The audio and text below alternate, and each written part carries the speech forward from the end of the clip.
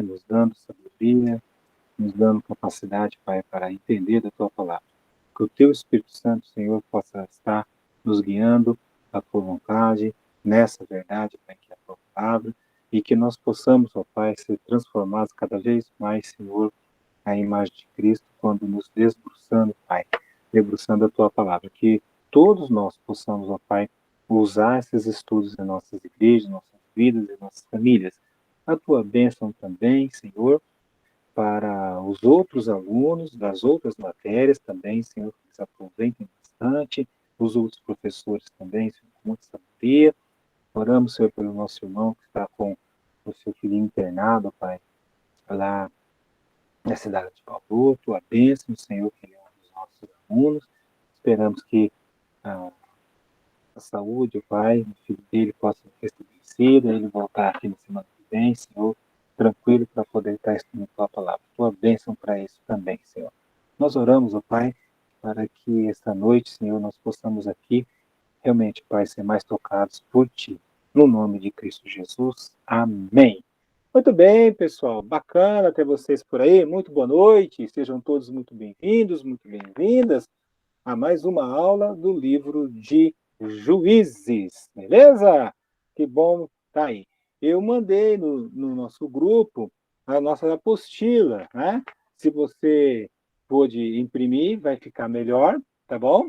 Mas se você não pedir, não imprimir, eu vou pedir para o Daniel, tá? E colocando aqui na nossa tela o que a gente vai ver na aula de hoje. Isso, Daniel, esse aí mesmo, é essa apostila aí, tá bom? Tá joia. Muito bem, pessoal, eu quero começar a gente relembrar um pouquinho da aula passada para a gente entrar na aula de hoje. Nós vamos ver um pouco, conhecer um pouquinho alguns detalhes dos capítulos, né?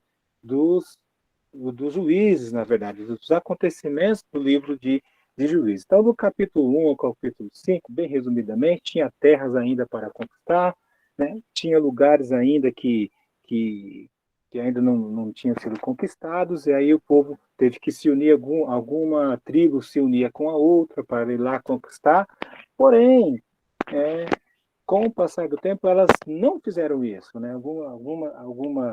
Algumas tribos não tiveram essa obediência, preferiram deixar essas nações, né, ali ao redor delas.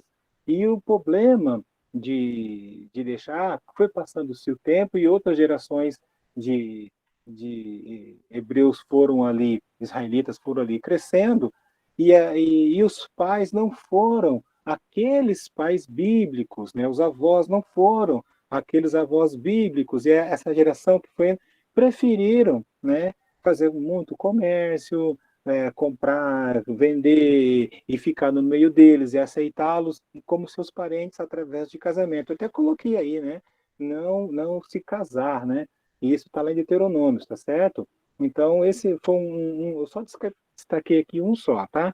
Do que a gente viu aí, um dos problemas gravíssimos, né, que o povo de Israel cometeu foi dar os filhos e as filhas em casamento e pegar os filhos desses cananeus no geral, né, para seus parentes. Então, só para lembrar, há alguns historiadores bíblicos, né, os estudiosos bíblicos, que dizem assim: sim, existe um povo denominado cananeu. Porém, a terra, num todo, é chamada de cananeu os seus habitantes, moradores ou pessoas que se fixavam lá por algum determinado tempo. Então, no geral, né, algumas traduções, cananeus não é só um grupo, é todas aquelas nações que estavam ali, né, que nós vimos nos nossos mapas, tá certo? Os nomes dos heveus, e os heteus, os jebuseus, os moabitas, né, amonitas, né? E todos aquele pessoal ali. Então, esses, no geral, tudo era cananeu, mas depois, em determinadas situações, eles destacaram o nome deles, como nós vamos ver aqui, quando eles invadiam, né? Eles tomavam, roubavam, né, tudo da produção agrícola, as armas, né, tudo que o Israel produzia, tá certo? E nós vimos também ali onde começou o que eu destaquei aqui como aquele vício, né? Estava tudo bem, estava tudo certo, então, para que Deus, né? Aí então eles se misturavam com a idolatria, né, com o ateísmo, se misturavam, né, com os outros povos, deixava Deus. Então Deus permitia que uma nação ao redor os oprimisse, viesse e os abafasse, fizesse com que eles sofressem. Então, naquele sofrimento, eles clamavam a Deus, né? E nesse clamor, aí então Deus levantava entre eles ali alguém, né? Para que liberar o povo, para então sair daquele jugo daquela nação ali e dar paz para o povo. Eu fiz questão de a gente passar no Cântico de Débora, né? A gente já viu isso daí, como que exalta a palavra de Deus. É muito importante porque tem detalhes de guerras e de personagens que você só vai encontrar nos cânticos, né? Só vai encontrar nos cânticos. Você não vai encontrar em nenhum outro, às vezes, detalhezinhos, né? Por exemplo, o que houve numa certa guerra, uma enchente. Então Deus usou a enchente para até levar embora, né, matar os inimigos de Deus, tá certo? Então, isso você só vai encontrar em cânticos, por exemplo. Por isso é muito bom o cântico de Moisés, esse cântico, o de Ana, e muitos outros que quando você se deparar, não pula não, você leia que você vai ter pérolas aí para o seu enriquecimento, né, bíblico. Beleza, então. Agora o capítulo 6, aí o primeiro juízo já foi. Otiniel, que era lá do parente de Caleb, tá certo? Filho de Caleb, Eude, Sangar e Baraque. O Baraque foi aquele, né, que falou, né, Deus o chamou, e ele foi meio fracão, né, aí foi falar com a, com a Débora, só fosse, né, Débora tinha falado para ele, só fosse se você for comigo. Aí você já pode entender como é que foi a posição dele. Muito bem, no capítulo 6, né, se você imprimiu, ou se você não imprimiu, você pode acompanhar aí na tela, é um pouquinho pequeno, mas dá para acompanhar, ver a opressão, né, a opressão, quer dizer, o jugo, a injustiça, o modo violento, né, de tratar o povo de Israel. E Deus permitia, né, Deus permitia. Porque tem um verso que eu particularmente eu tenho comigo e que me ajuda muito. No Salmo 119, eu vou ler para vocês aqui, Salmo 119, verso 71. É assim: Foi-me bom ter eu passado pela aflição, para que aprendesse os seus decretos. Eu meditei há mais de 20 anos atrás nesse versículo. É, Quando eu comecei a minha vida mesmo de uma pessoa mais honesta com Deus, uma pessoa mais inteirada das coisas de Deus, uma pessoa mais com um compromisso mais no corpo de Cristo, e eu aprendi esse versículo em umas situações de tristeza, de dor, de falta de dinheiro, de criança internada, né, de desemprego, essas coisas assim. Então, quando está nessa situação, aí que você pensa mais Deus, você vai mais na igreja, você faz mais orações, você lembra dos versículos, eu sou assim, né? E aqui no capítulo 6 diz assim, fizeram os filhos de Israel que era mal perante o Senhor, por isso o Senhor os entregou nas mãos dos medianitas por 7 anos. Então houve ali algo de opressão, de tristeza, de dor, de sofrimento, de não ter direitos, né? Ali na mão dos midianitas, prevalecendo o domínio dos midianitas sobre Israel. Fizeram estes para si, por causa dos midianitas, as covas que estão nos montes e as cavernas e as fortificações. Então, quando você lê aqui, por que eles fizeram isso? O que tinha lá? Né? Por que eles fizeram isso? Então, eu vou adiantar para a gente poder já... É que a terra de Israel é muito produtiva, então tinha o tempo certo das colheitas. Então, o que os inimigos faziam? Eles invadiam a terra de Israel no tempo da colheita, né? Deixar Israel sem nada, né? Sem as colheitas, sem os animais, né? Contra eles, porque cada vez que Israel semeava, os midianitas e amalequitas, sempre esses dois, sempre estão, midianitas e amalequitas é como se fosse Moab e Edom, mesma coisa, tá? Dois grupos aí que é brincadeira, né? E os outros povos do Oriente. Então, não era só esses, né? E outros povos do Oriente. Quer dizer, tinha mais gente que entrava lá, destruía os produtos da terra, acabava com tudo, não deixava sustento algum, né? Nem ovelhas, nem animais, nem bois, nem jumento. nem gato nenhum, tá certo? E no verso 5 eles atacavam como se fossem gafanhotos, quer dizer, enormemente, né? Nem a eles não deixava nada, nem camelo, nem nada, né? Então eles entravam na terra de Israel e não podiam mais, né? Ter produção, ir para frente, prosperar, não tinha paz. Aí você volta lá daquelas covas lá, então eles tinham que esconder os alimentos, né, em covas, em buracos, em cavernas, tá certo? Para tentar ficar com alguma coisa, tá certo? Tá?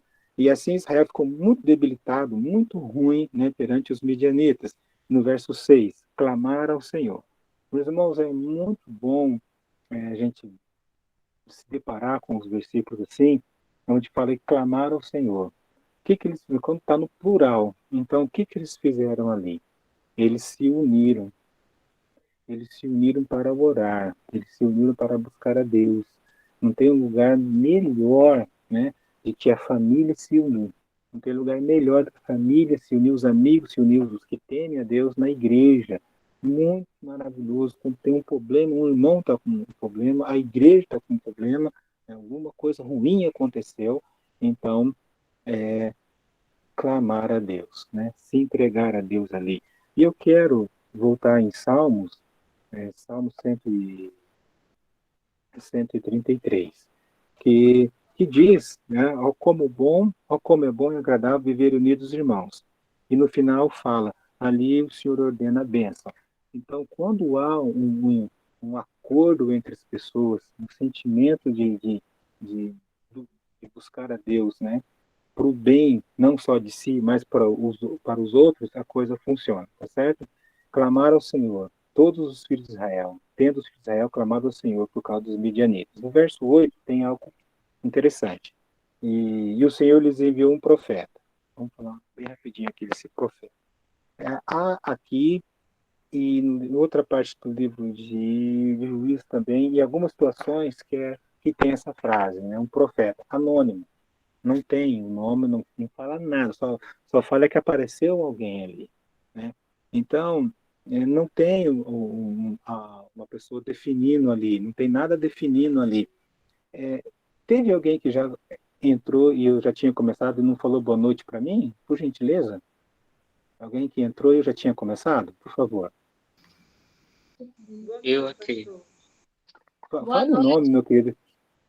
O ruim de não ter vocês na tela, eu não sei quem é quem, porque aí demora mais para eu decorar. Se vocês aparecem na tela e ficam, é melhor que a aula flui melhor, eu consigo decorar mais, a gente consegue ter uma melhor relação. Quando vocês não aparecem, só coloca aí a letrinha aí, fica muito ruim, até perco até um pouco a questão. Boa A noite, questão pastor. Eu tinha boa entrado noite, depois.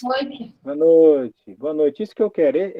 Esse aqui dá um pouco mais de calor, mesmo que é digital, mesmo que é dessa maneira, é melhor ver o rostinho de vocês, se vocês estão bem. Eu gosto de ver vocês estão me vendo, né? E isso dá um pouco mais de atenção, tá bom?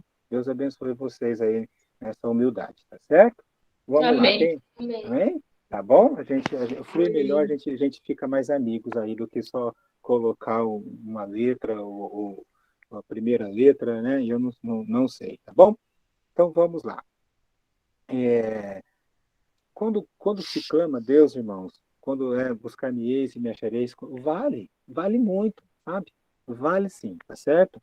E aí, né, Deus enviou um profeta, né, que fez lembrá-los, né, do que Deus tinha feito lá atrás, né? Eu sou o Deus que fez vocês saírem do Egito, tá certo? Vocês estavam lá. Eu sou o Senhor, vosso Deus. Aí ele fala, não temais os deuses amorreus em terra em qual habitais. Então, não era quando o povo caía na idolatria, né, era por falta de temor a Deus e temor a esses deuses da Síria, deuses dos midianitas, deuses eles eram deuses que estavam ligados à produção agrícola, à,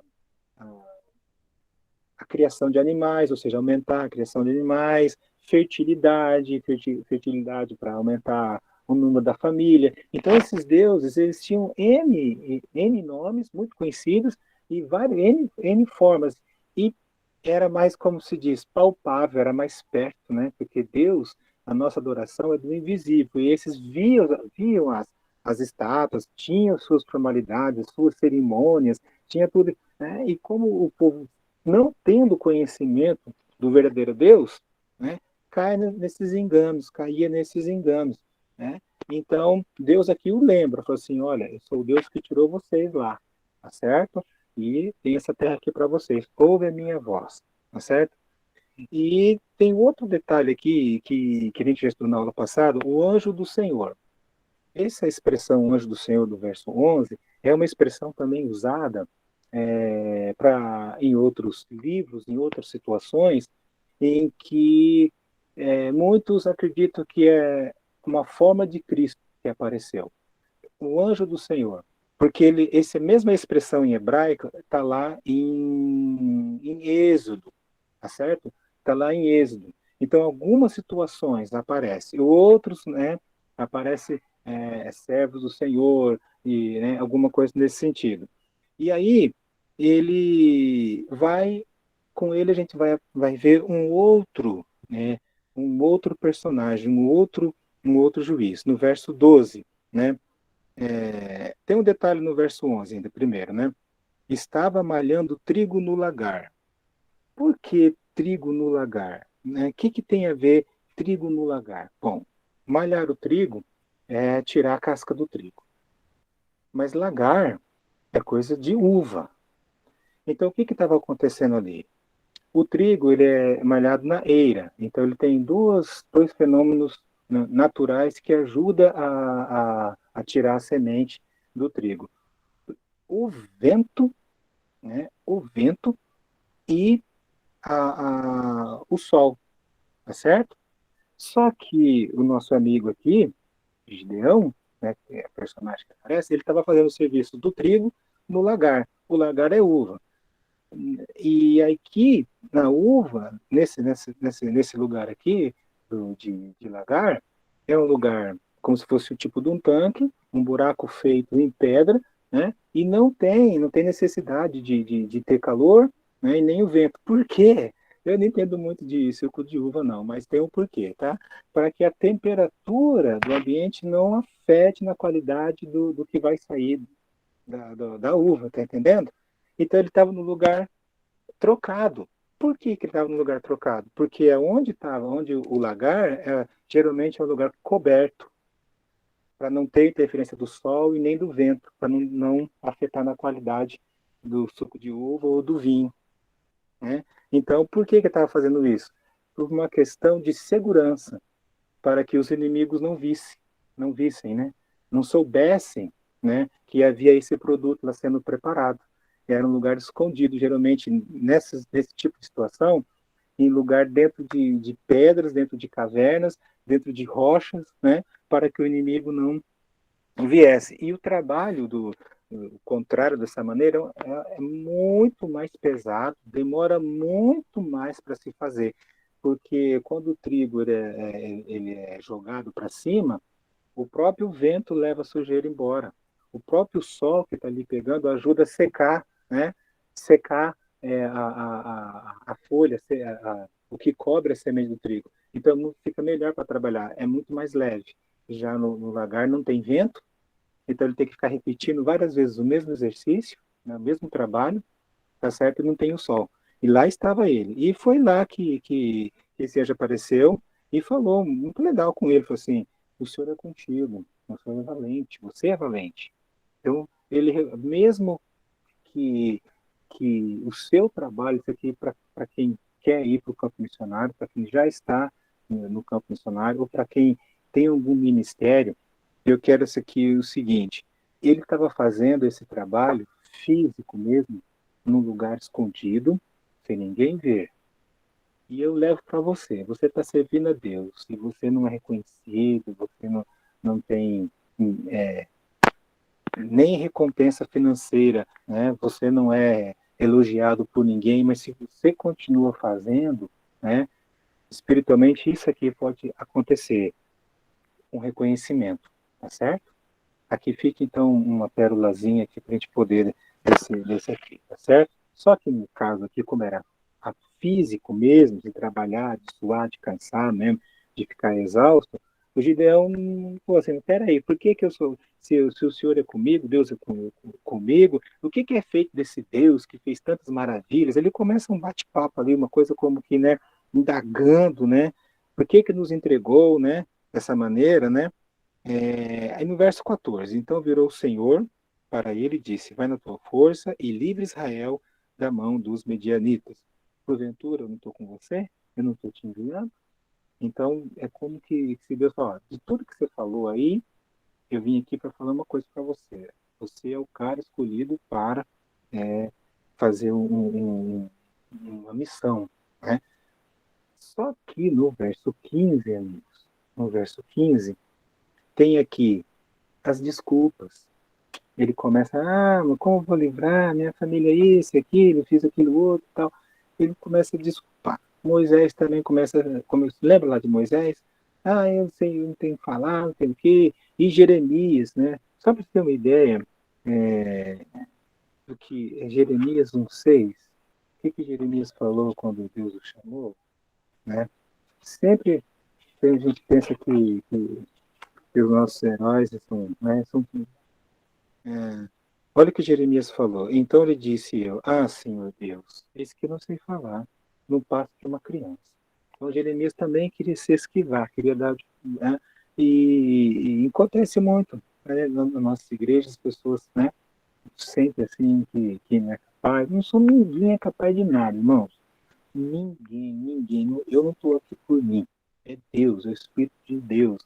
Lá na sua igreja, idem, né? Então, esse aqui é para você ver que não tinha capacidade. Se vocês me conhecessem, vivessem comigo no meu tempo de seminarista, vocês também misericórdia, que homem ruim de tudo.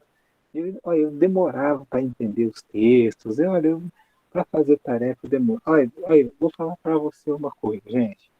Então, capacidade zero. Aí nós lembramos que Deus é que nos capacita, né? A nossa força vem de Deus. A vontade dele na nossa vida. É o que ele derrama na nossa vida, que ele nos dá, né, a sua graça para a gente poder estar aqui, né? Hoje, na verdade, é assim, vocês alunos, mas o fato de ser alunos não quer dizer que eu sei mais do que vocês. Negativo, estamos aprendendo juntos. E a oração e a vontade para todos os alunos, tanto dessa matéria como das outras, é que vocês se tornem muito mais capacitados que nós, professores. Aí vocês vão ser uma geração melhor do que a nossa. E essa é a ideia do seminário. E acontece isso, gente, acontece, né? Sim, primeiro são alunos, e depois, mais para frente, são excelentes pessoas que vão desenvolver N ministérios em suas vidas, nas suas famílias, nas suas igrejas, aonde moram, né? E eram alunos seminaristas, né? Então, que Deus te abençoe. Se você tem, eu sou fraco, eu não tenho capacidade, eu não consigo fazer, ótimo. Melhor, porque aí Deus vai ter prazer de usar você. Né? Deus vai te encher da vontade dele, você vai ter muita coisa. Aqui o camarada, aqui, porque a situação, o que ele estava vivendo, o que ele estava vendo, era algo ali, aquela pobreza, aquela miséria, aquele sofrimento, ele estava vendo só o lado palpável, a situação não era favorável. Mas aqui, não dá não, não quero mexer com isso não, né? Olha, eu vou ser com você e você vai acabar com os medianitas, né? Só que ele demonstra dúvidas, né? Ele dá, além de depois das desculpas, ele, olha, ele fala assim, né, como que, né, pede um sinal, pede um sinal. Quer dizer, ele queria ver para crer, e nós já sabemos que nós temos que crer para ver. Ele pediu para ver. Tudo bem. Fez uma oferta, né? E apresentou toda aquela oferta ali, e tinha o animal e o tempero, caldo, né? E passa em cima, né? E os bolos e tal. No verso 20, né? Porém, o anjo de Deus disse: toma a carne e os bolos asmos, põe sobre esta penha e derrama-lhes por cima o caldo. Assim o fez. O anjo do Senhor estendeu a ponta do cajado que trazia na mão, tocou os bolos, subiu o fogo, né? E desapareceu. Viu Gideão que era o anjo do Senhor, né? Ali, o que ele queria ver, ele viu. né? Ele queria ver, ele viu, né? Ele que até pensou que ia morrer, porque viu o anjo do Senhor. Mas como quando Deus escolhe uma pessoa, quando, né, quando Deus tem alguma coisa, Deus sabe que essas pessoas podem fazer algo por ele, né? Deus não desiste, né? Paz seja contigo, não temas, rapaz, né? Aí Gideão parece um pouquinho mais espiritual aquele local levanta o altar. Porém, né, depois, né, no decorrer da história, aqui ele vai sim destruir os altares de Baal, mas não para todo mundo ver. De noite, ele não queria nem ser visto. Ele ainda não estava maduro espiritual. Ele ainda não estava, né, aquele Gideão. Ele foi lá, ó, no verso 22. Então Gideão tomou 10 homens entre seus servos e fez como o Senhor lhe dissera. Obedeceu. Temendo ele, porém, a casa do seu pai, que toda a sua família estava corrompida, né? De certa maneira, com tudo que estava, todos aqueles dezenas de anos e décadas ali longe do Senhor, né? Não fez de dia, mas de noite. Levantou-se, pois, de madrugada os homens daquela cidade, né, que estava o altar de Baal, derribou tudo, acabou com tudo, né? E o altar destruiu. E dizia, quem fez isso? Foi Gideão, né? E aí, daí, então, foi uma forma de que as pessoas pudessem entender o que Deus tinha com aquele homem, né? Com Deus tinha daquele homem. Por ele ter feito aquilo, né? Os incrédulos e os idólatras, né? Colocaram um nome, mas como um apelido, né? Jerubaal, né? Em Gideão, tá certo? Colocou esse nome lá. Por quê? Porque ele ali foi uma maneira que Deus usou para dizer para as pessoas, ó, eu escolhi esse aqui que vai liderar aí a liberdade para vocês, tá certo? Né? Naquele dia, Gideão passou a ser chamado Jerubbaal, 32, porque foi dito, Baal contenda com ele, pois ele derrubou o altar. E todos os midianitas, amalequitas e os povos do Oriente se ajuntaram e passaram a se acampar no vale de Jezreel. Então o Espírito do Senhor revestiu a Gideão, o qual tocou o rebate, e os abiesritas se juntaram após ele. Então aí que está um detalhe. Na expressão aqui, diz, então o Espírito revestiu. Então fica bem claro que até então ele não tinha o Espírito. As pessoas não tinham como hoje, né? O Espírito Santo não tinha descido. Então ali eram situações específicas que Deus usava, específicas que Deus escolhia, escolhia pessoas para usá-las para determinadas situações. E com aquilo, né, disse Gideão a Deus, hás de levar Israel para o meu intermédio. Então, aí, mesmo com o Espírito de Deus, mesmo para ele próprio, já tinha feito uma prova lá, né, se é mesmo para trazer uma oferta, apareceu o fogo para ele. No verso 37, aqui está nós, né, gente?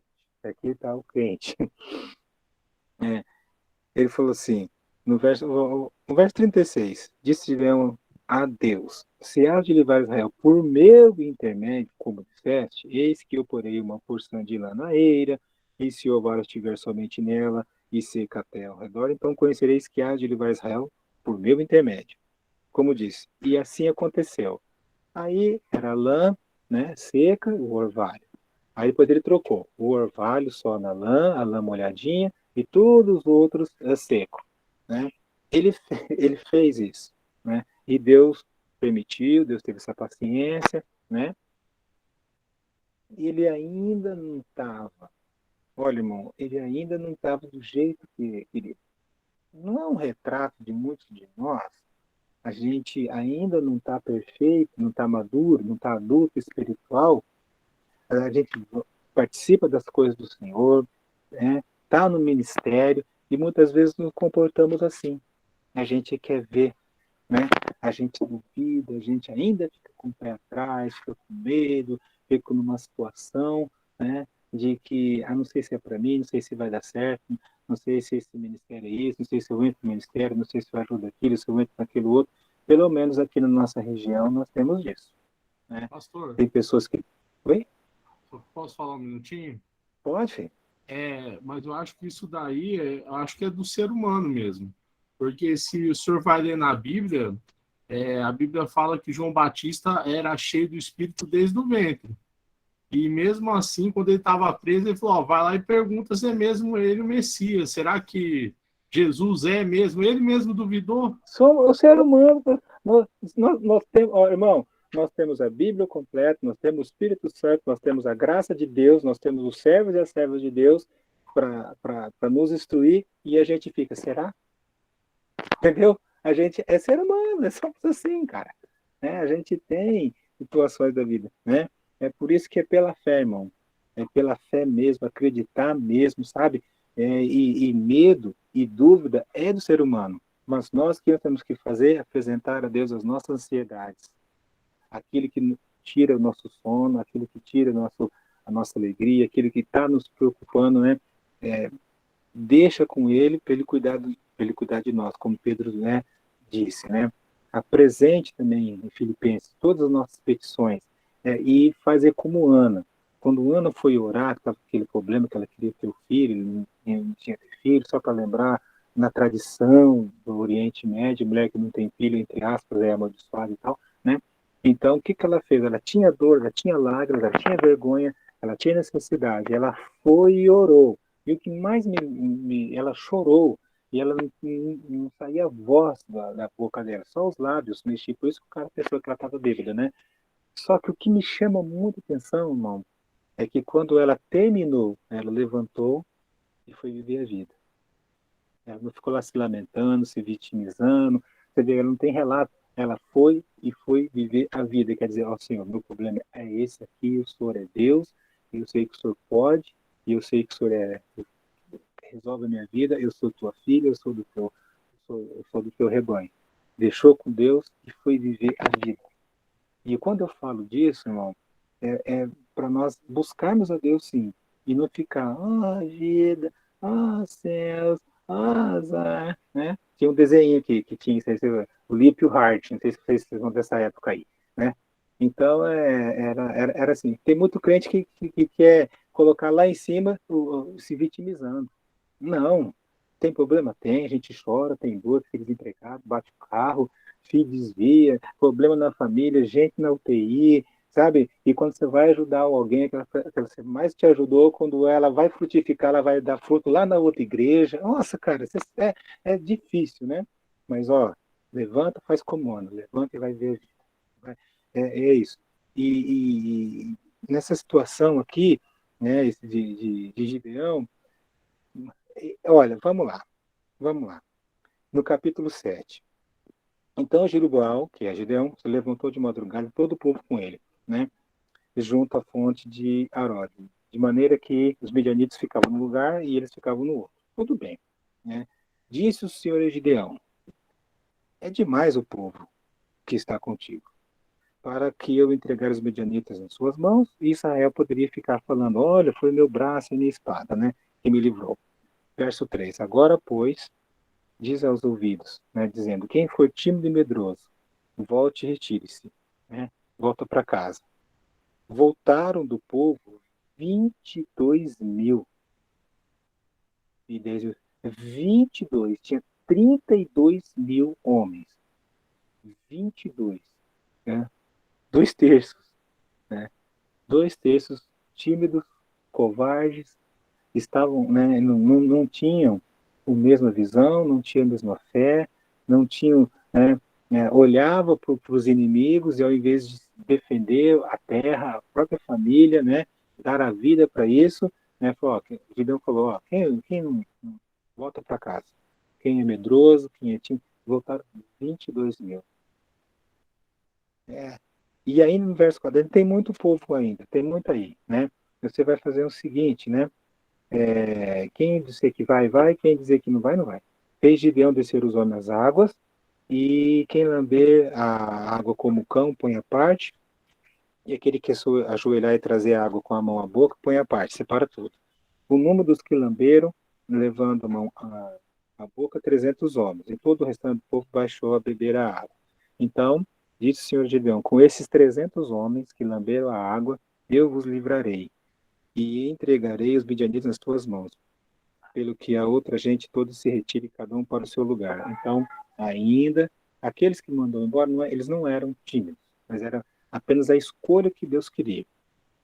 Olha, tem situações em que Deus ele chama as pessoas para as coisas, situações específicas. Estou dizendo isso porque tem ministérios, né, que às vezes você quer um trabalho que você quer fazer, uma ideia que você quer pôr em prática, né, e pode acontecer que é uma excelente ideia, mas não é para você. Pode acontecer. Daqueles 10 lá, eles tinham boa intenção, eles ficaram, eles não eram medrosos. Mas Deus ainda queria algo maior, né? Para que quando terminasse tudo, o povo não dissesse, ah, foi o povo. Não, é Deus. Então, qualquer situação da tua vida, qualquer problema da tua vida, é Deus. Sempre dando glória a Deus, sempre procurando das coisas de Deus, sempre estando ali, né, para que realmente Deus seja glorificado. E separou 300 homens. Tinha os midianitas, tinha os amalequitas e tinha mais povos, quer dizer, tinha muito mais de 300, né, o inimigo. E aí, é, mesmo com isso, né, Gideão ainda falou assim, mas será que vai dar? Será que é isso mesmo? Será que é assim? Então, o que, que ele fez? Ele mandou fazer como que uns espiões, vamos usar assim, tá? Ver, né, como é que estava lá. E eles chegaram perto, chegaram os inimigos, para ver como é que estavam os inimigos. E, bem escondidos, eles chegaram perto de uma tenda lá e esses ouviram um falando com o outro. Ah, eu vi aí um sonho, e nesse sonho a espada de Gideão estava correndo por aqui, a nossa tenda foi tudo desabada. Aí o outro falou, ó, isso aí é Gideão. Gideão vai acabar com a gente. Ele ainda ouviu isso. Ele, ele ainda teve que ouvir isso. Aí Gideão, ó, ele queria ver o fogo, ele fez fogo. Ele queria ver a lã molhada, o resto seco, ele viu. Ele queria ver tudo seco e a lã molhada, ele viu. Ainda assim mandou uns espiões lá no arraial dos inimigos, para ter certeza como é que estava do sonho do outro, olha só, né? Para ele que ele pudesse. Aí aqui, né? Deus ainda colocou umas armas muito diferentes, muito esquisitas para ir, né? Se você quiser colocar aí, Daniel, capítulo 7, né? E verso 15, né? Tendo ouvido Gideão contar este sonho, o seu significado, adorou. Aí ele prestou-se a Deus, prostrou-se a Deus. E tornou o arraial de Israel e disse, levantai-vos, porque o Senhor entregou o arraial dos midianitas nas nossas mãos.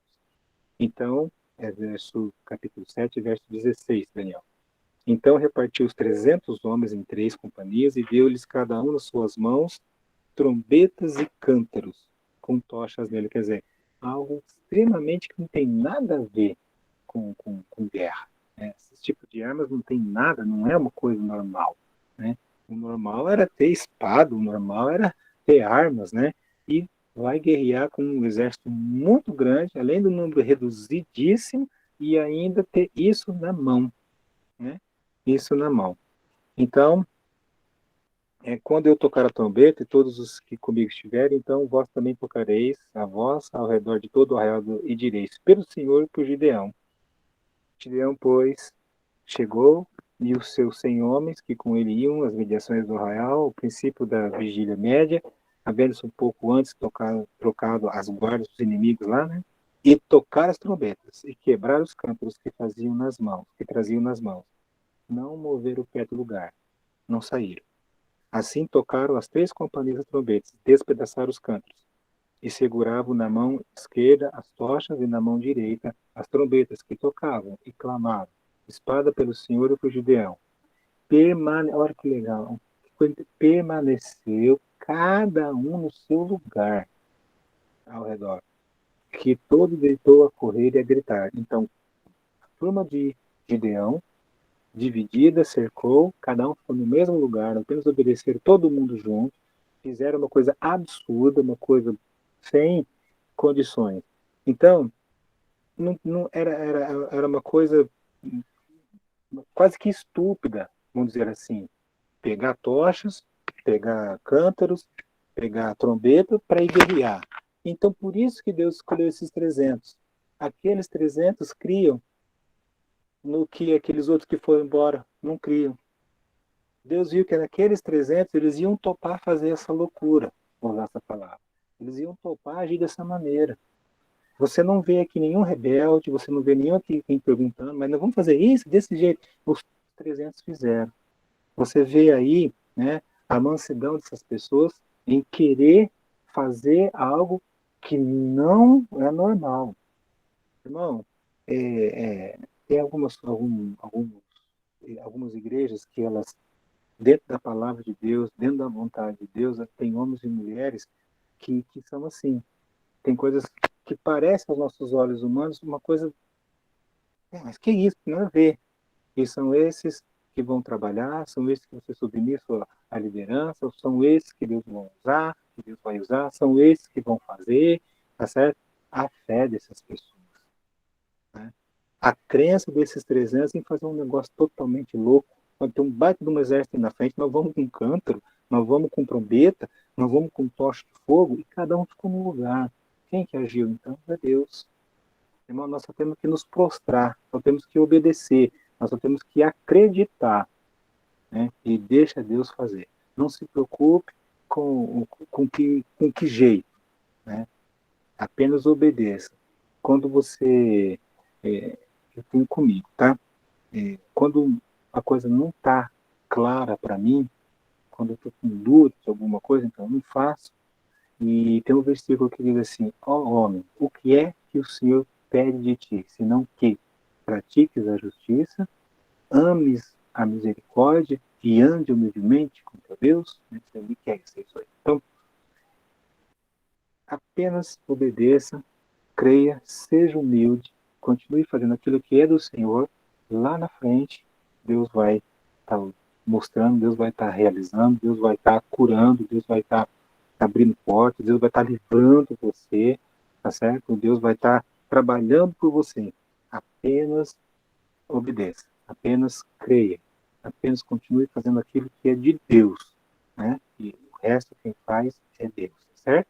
Isso me ajuda muito, espero que isso possa ajudar vocês aqui, esses 300, né? Eles apenas toparam fazer e foram para cima daquele jeito ali. E o que aconteceu? Aconteceu que os inimigos não entendiam o que estava acontecendo, eles começaram a gritar entre eles, correr entre eles, as trombetas soando, e a espada de um foi contra o outro, daquela turma toda, tá certo? E eles começaram a se matar, mas mesmo assim ainda teve gente que fugiu, teve que correu, né? Mas em si aquela batalha ali já estava ganha, tá certo? Prender os príncipes, correr para tudo quanto é lado, tá certo? E parece, né? Eu vou ler o 25, parece uma coisa assim meio violenta, né? Meia, nossa, mas eles fizeram isso, então vamos lá. Verso 25, 7, 25. E prenderam a dois príncipes dos midianitas, Oreb e Zeeb, né? Parece dupla sertaneja, né? Mataram Oreb na penha de Oreb e Zeeb né? No lagar de Zeeb. Perseguiram os midianitas, trouxeram a cabeças desses, né? Oreb e Zeeb, Gideão. Trouxeram a cabeça, né? Quantas cabeças eles já tinham matado, né? Quantas cabeças já tinham arrancado esses idólatras, né? E, então, quando lê assim, então quer dizer que a turma do Gideão, de Gideão foi uma turma violenta? Não, eles foram guerreiros também. Eles também tiveram que partir para cima com os que fugiram, né? Eles também tinham. Aí você fala, eles mataram. Sim, eles mataram. Se eles não matassem, eles eram os mortos, né? Então, por isso, tá, pessoal? Era a vontade de Deus que realmente, né, aquele povo, né, realmente fosse derrotado, tá certo? No capítulo 8, né, no capítulo 8, ele sai a perseguir os que sobreviveram, tá certo? Pastor, Tem um detalhe aqui. Oi? lembrando que Davi também cortou a cabeça de Golias, né? Lembrando Né? que também cortou a cabeça de Golias, é isso mesmo. Uhum, exatamente. E tudo tem uma simbologia, né? Porque é assim, quando se corta a cabeça, em muitas culturas, quer dizer, olha, essa aqui que era a administração de vocês, esse aqui que era o líder de vocês, olha ele aqui, ó. Então, entendeu? Tinha essa simbologia também, tá certo? Tinha essa simbologia aí. Pastor, Pode falar. às vezes eu posso, talvez eu tá errado, né? Mas que nem quando eu estava estudando, eu vi no 7:3 fala que quem tivesse com medo era para ir embora, né? Que fosse os covardes, no caso, e 22 mil foram embora, não é? Uhum. E daí no 7:10, Deus fala após isso, Deus fala para Gideão, se você tiver ainda com medo, você vai lá no acampamento deles e vê que eu vou mostrar que vocês vão vencer e tal, alguma coisa assim. Então eu vejo isso Uhum. daí mais como uma forma que, na verdade, não é um medo que a gente tem, é a fé que a gente tem no Senhor, porque medo realmente todo mundo tem, de alguma coisa, fazer algo novo, algo diferente, algo que nunca fez, ou algo que parecia até um impossível, né? Mas a fé deles não deixava o medo ser uma desculpa. Talvez para esses outros que ficaram, porque para muitas pessoas, porque Gideão estava com medo, né? Mostra um pouquinho para frente que ele estava É com o que eu medo, ia falar, né? Mas ele não esperar se você terminar de acovardou. falar. Eu vou esperar para você falar, porque esse aqui foi específico para Gideão. Então Aham. mostra que ele não estava convicto. Ele ainda não Então. estava convicto. Ele, né? Ele estava, mesmo ele sendo líder, mesmo assim ele ainda estava tipo com o pé atrás. Por isso que ele fala: se ainda temes, quer dizer, singular. Se você ainda teme, Uhum. verso 11, ouvirás o que dizem. Né? Então você vai ver, você vai ouvir, você vai estar lá. Aí com isso, depois quando ele viu, aí ele adorou. Só que ele precisou de muita coisa. Ele precisou e Deus, Uhum. né, permitiu, ele permitiu, Deus queria. Então, mas realmente ele não estava convicto, não estava convicto. Não era. Depois disso, aí sim, aí ele entendeu. Agora sim, agora eu sei, né? Isso pode ser processo de qualquer crente. Ele pode ir na igreja 5 anos, 10 anos, 15 anos, e fica um processo lá. E aí, depois de muito tempo, foi comigo também. Por muito tempo estava dentro da igreja. Eu não acreditava tanto, eu não era tão crente, não era tão compromissado. Sabe, eu sabia que eu tinha certeza da salvação, mas tinha medo de muita coisa. Eu não queria me expor, não queria, como diz assim, né, pôr minha cara e tal. Né? Com o tempo, eu vi que é uma grande bobeira, estava perdendo tempo, né? Uhum. E foi para mim muito melhor. Então, muitos são assim. Por isso que a história de Gideão é boa a gente ler aí, Velho Testamento. O cara foi escolhido, Deus apareceu para ele, né? Né? É, teve fogo divino, teve a prova da lã 2 vezes, né? Deus deu o Espírito para ele, o povo foi atrás porque Deus deu o Espírito para ele para ser líder, e Deus conhecia o coração, se você ainda teme, então vai lá e vê você, que eu estou prometendo para você. Até o cara falou assim, olha, se não é isso, né? No verso 14, respondeu o companheiro e disse, não é outra coisa, senão a espada de Gideão, filho de Joás, homem israelita. Né? Nas mãos dele entregou Deus os midianitas e todo este arraial. Os inimigos estavam crendo em Deus. Os inimigos. Ele próprio não estava convicto. Né? Então você vê aí, né? Como é que é, né? E aí, no capítulo 8, tem uma situação que ele vai atrás de outras pessoas ainda. Ele passa em 2 cidades, né? De Sucote, né? E fala com as pessoas principais lá, fala assim, olha, meus homens estão cansados, né? Precisam de pão vocês não podem arrumar para nós, né? No verso 5. Porém, os príncipes de Sucote disseram, por acaso, quem são vocês? Por acaso vocês têm nas mãos aí esses persíguios, esses que vocês dizem que vão perseguir? Porque para eles ainda, os midianitas eram os tais, né?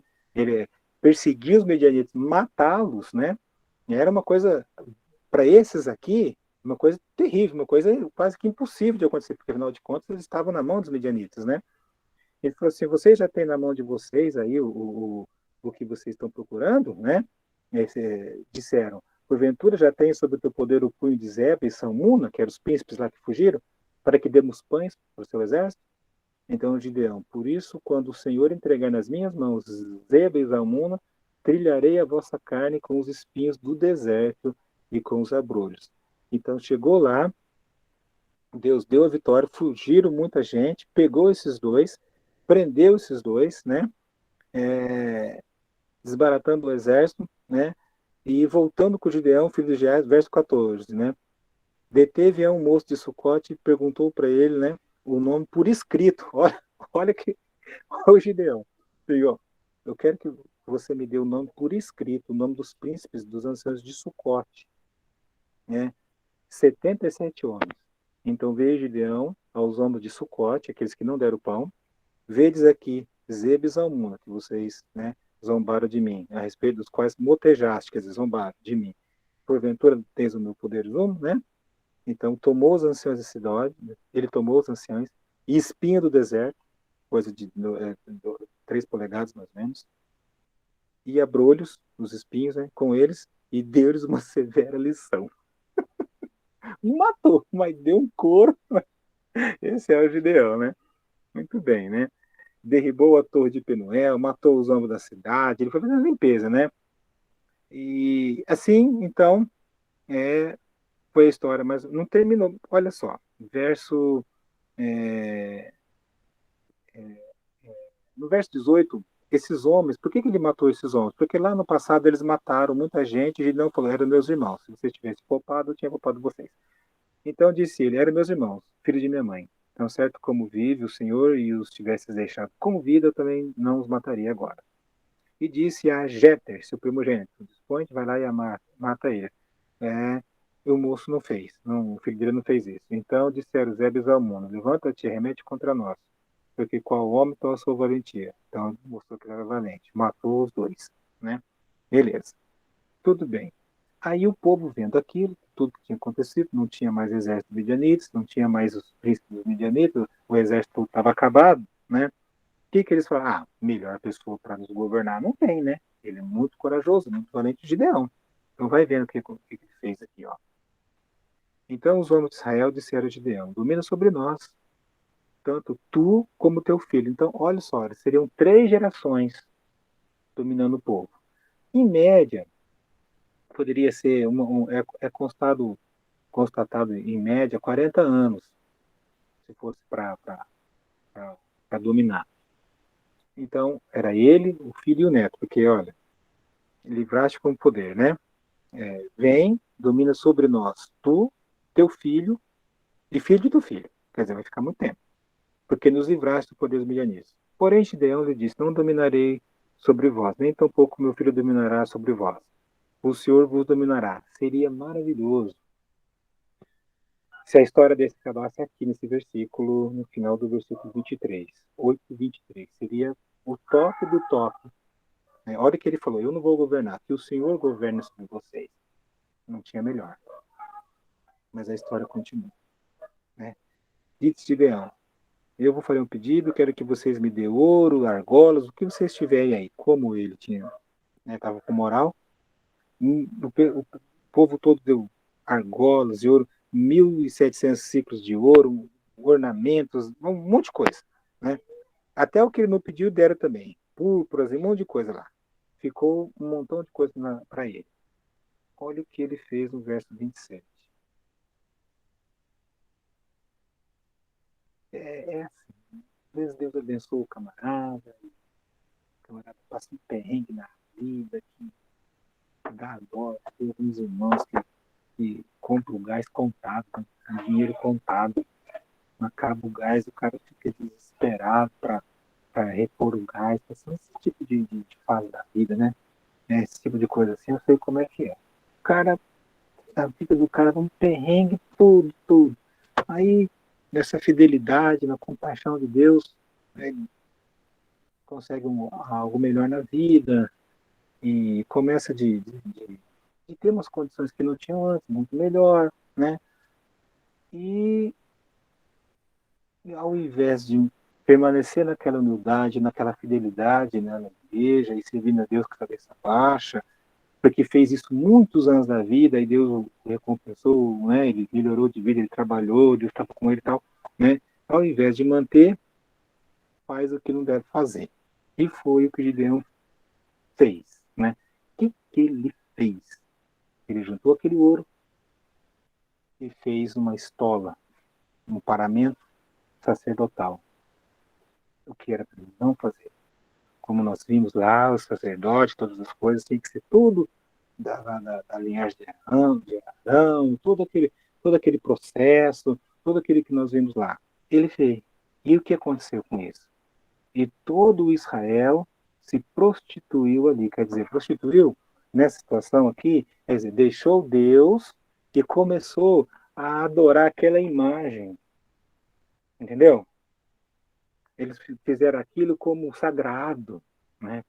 E eles começaram ali então a fazer cerimônias por causa daquilo dali que ele criou de ouro, fez, mandou fazer, ou ele mesmo fez, mas a história, aquela parte do sacerdote. Assim foram abatidos os midianitas, né? Fez essa coisa que não devia fazer, não precisava disso, né? Mas mesmo assim, assim foram abatidos os midianitas diante dos filhos de Israel e nunca mais se levantaram, né? Levantaram a cabeça e ficou a terra em paz durante 40 anos nos dias de Gideão. Por isso que eu falei uma geração, né? É, Saul 40 anos, é, Salomão, Davi 40 anos, Salomão 40 anos, né? Então esse seria o que é o plano de Deus, né? Mais ou menos isso. Nem tanto, nem tantas vezes é assim, mas era para ser. É, retirou-se Jerubaal para sua casa, teve 70 filhos, olha só. E aí vai terminar isso aqui, ó. E a sua concubina, que estava em Siquém, lhe deu também à luz um filho, e lhe pôs o nome por Abmeleque. Guarde esse nome aí, que daqui a pouco a gente vai ver. Tá? Então enterraram ali, morreu, acabou. Né? Morto Gideão, olha o verso 33, olha aí o que é a coisa boa, né? 40 anos tranquilo, 40 anos sem problema, 40 anos com a colheita, 40 anos com os animais, com o gado, prosperando, para que Deus, né? Verso 33. Aquele que nos governava, aquele que era o cara, aquele que era morreu, tornaram a prostituir-se os filhos de Israel após os Balaíns, quer dizer, os vários deuses, e puseram Baal-Berite por Deus, os deuses aí dos amorreus, por aí. Os filhos de Israel não se lembraram do Senhor, seu Deus, que os livrara do poder dos seus inimigos ao redor, nem usaram de benevolência com a casa de Jerubaal, a saber, Gideão, segundo todo o bem que ele fizera a Israel. Não tiveram nem memória dele. A outra geração, né, nem nada, nada. Não tiveram nada, contato, nada, não quiseram saber de nada, né, e não fica assim. Passa-se o tempo, né, e aí no capítulo 9. O capítulo, meus queridos, vou tomar aqui uns 3 minutinhos, tá? Para quem quiser tomar água, tá bom? Daqui a pouco a gente volta, tá? A gente vai começar o capítulo 9, tá bom? Beleza, vamos lá.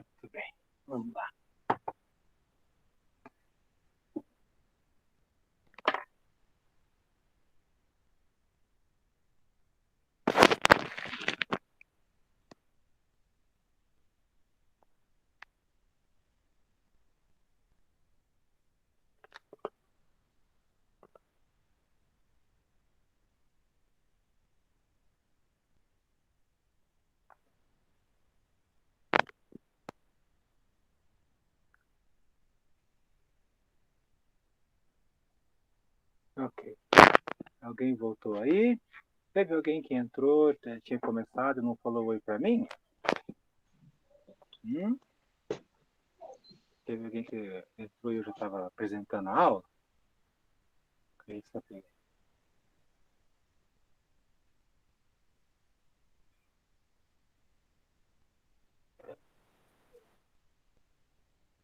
Tudo bem aí, Alex? Como é que estão as coisas? Tudo bem, pastor? Graças a Deus tá Bom. tudo indo. As meninas estão lá no culto de oração. Ah, tá. Aonde? Na Tabernáculo? Estão lá na casa do Daniel e da Gabi. Dia de terça é culto de oração. Então tá bom. Aham. Beleza. Faz parte. Ótimo. Uhum. Então, beleza. Alguém mais voltou aí? Vamos ver se alguém mais voltou. Sim, pastor, estamos aqui. Aí. O pastor Adilson está por aí? Tá. O pastor Adilson está na área. Por que o senhor está tão quietinho hoje, irmão? O senhor está com Porque fome? O senhor não jantou? Não, porque essa aula do Gideão, ela fala tanto comigo. É? Porque, na verdade, o Gideão é um cara que nem eu, um cara duvidoso. Ele precisava de ter muita certeza das coisas. Realmente eu sou fã dele. Então tá bom. Tá bom, meu querido. Vamos aproveitar e vamos aprender sim. É sempre bom a gente. É bom a gente se identificar. Eu aprendi, irmão, que quando a gente se identifica com um personagem da Bíblia, o desejo é querer viver aquilo dali, querer aprender aquilo dali, querer realmente, né, através daquilo dali, mostrar Deus para as pessoas, né? Fazer com que outras pessoas conheçam Deus, né? Fazer com que a igreja cresça espiritualmente. Então, tem muitas vezes, né, algumas cenas, né, que eu fico imaginando muita coisa, como, por exemplo, né, quando Josué estava no lugar e o anjo de Deus apareceu para ele, como ele não conhecia, não sabia quem que era, ele já foi logo tirando a espada, né, és tu dos nossos ou dos nossos inimigos? E já ia para cima, do anjo. Ele fez uma coisa interessante, porque ele logo confrontou a religião do pai dele. Ele derrubou o altar e meteu ficha em tudo. E quando o pessoal foram reclamar com o pai dele, ele disse, mas o Baal não é Deus?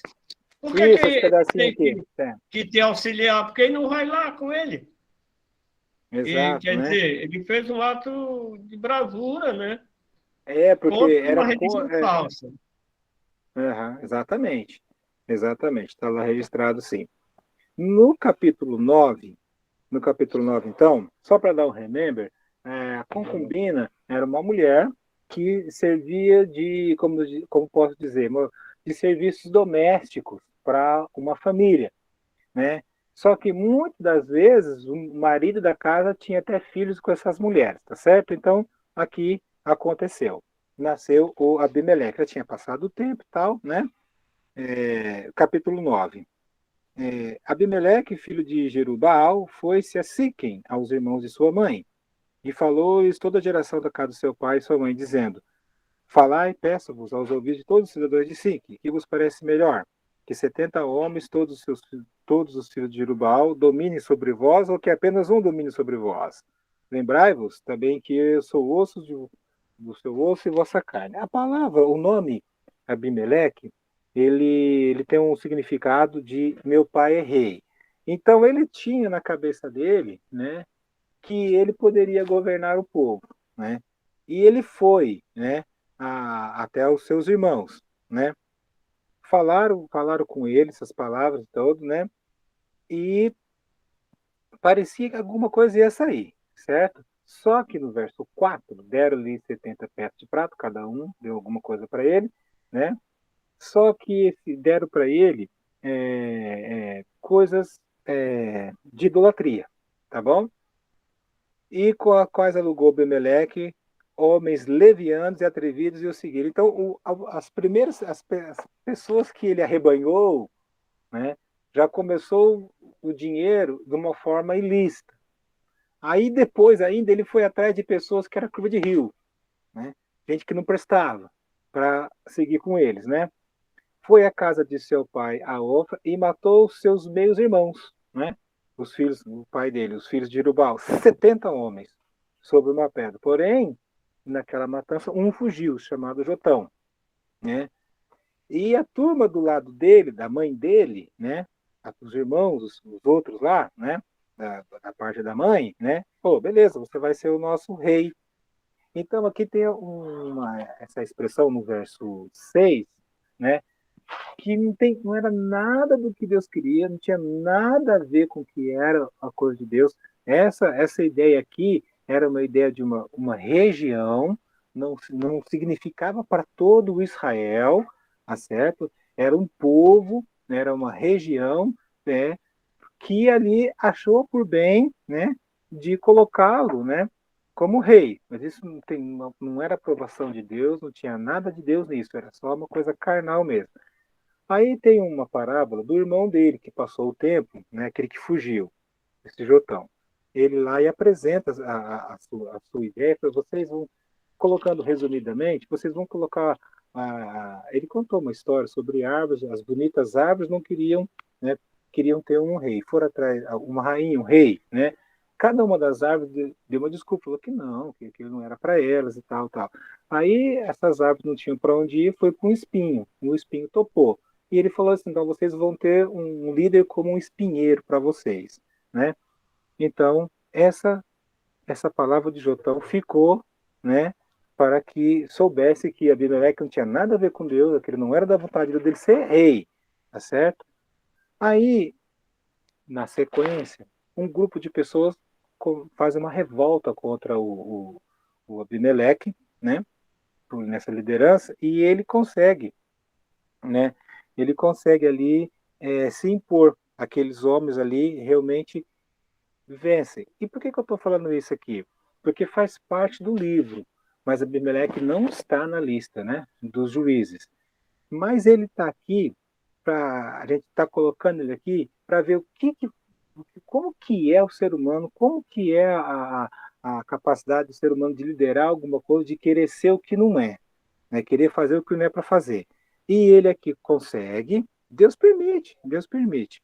Abimeleque, ele realmente matou quem apareceu na frente dele, né? Verso 44 do capítulo 9. Abimeleque e o grupo que com ele estava romperam, né, de improviso e tomaram posição da porta da cidade, tomou tudo, fez vários lugares onde não o aceitavam como rei ali, né? O que ele fez, né? Verso 45. Todo dia daquela guerra, aquele negócio todo dia pelejou Abimeleque contra a cidade e a tomou. Matou o povo que nela havia, e assolou-a e a semeou de sal. Então, houve uma guerra civil. Aqui não eram estrangeiros contra o povo de Deus, era o povo de Deus contra o povo de Deus. E ele fez uma simbologia, né? Ele matou o povo e semeou nela sal. Então, fazer o sal, ele para que não nascesse mais nada ali, quer dizer, como se ele tivesse amaldiçoando aquela região, matado aquelas pessoas, né, porque tinham rejeitado ele ali, né?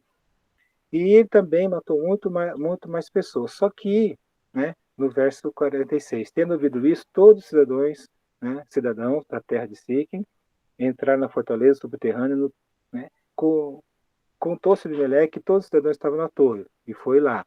Então subiu ele, né, e todo o seu povo. Abimeleque tomou um machado, cortou, fez para derrubar para simbolizar que ele estava querendo matar todas as pessoas, né?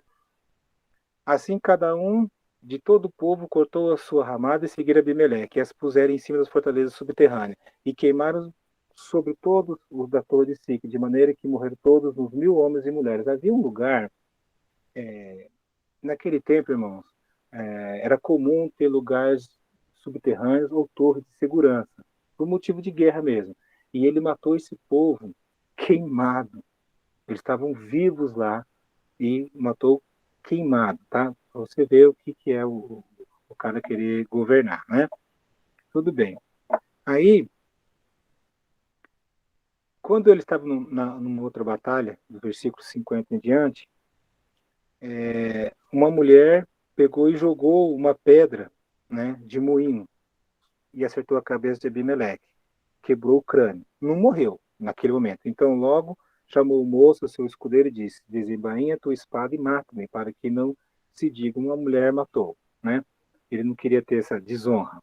Vendo os homens de Israel que Abimeleque já tinha morto, foram-se cada um para sua casa.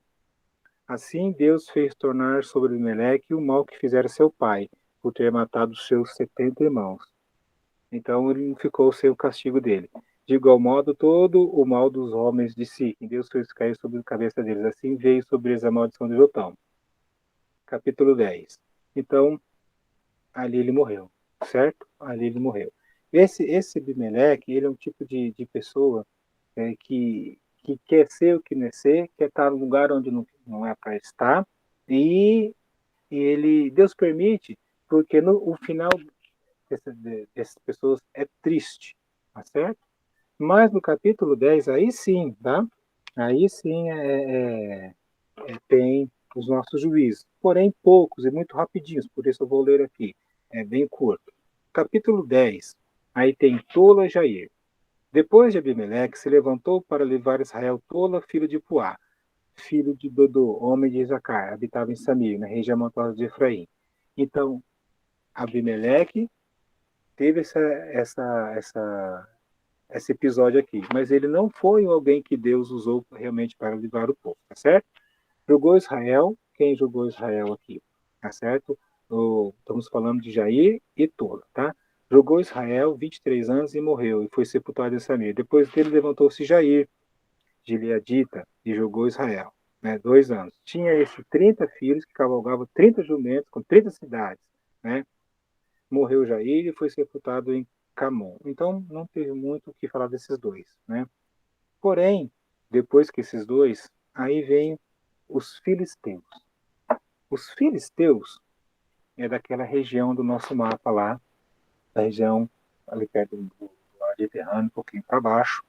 Eles eram terríveis.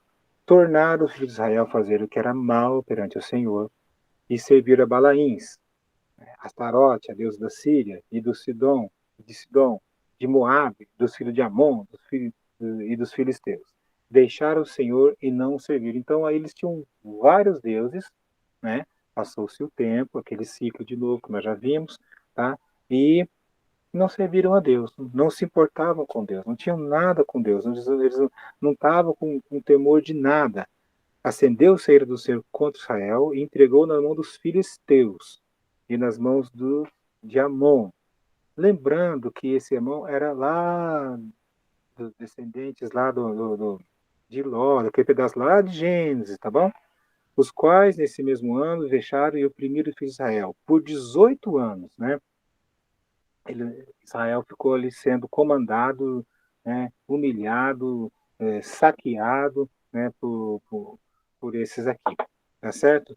Os filhos de Amon passaram o Jordão para pelejar contra Judá e contra Benjamim e contra a casa de Efraim, de maneira que Israel se viu muito angustiado.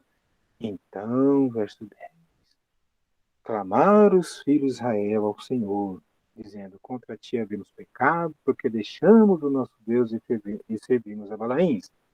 Porém o Senhor disse a Israel: quando os egípcios, os amorreus e os filhos de Amon, os filisteus, e os sidônios, os amalequitas, os amonitas, os oprimiam, e vós clameis a mim, não livrei eu das vossas mãos, porque todas as vezes vocês fazem a mesma coisa, eu sempre faço isso, né? Vocês sempre fazem assim.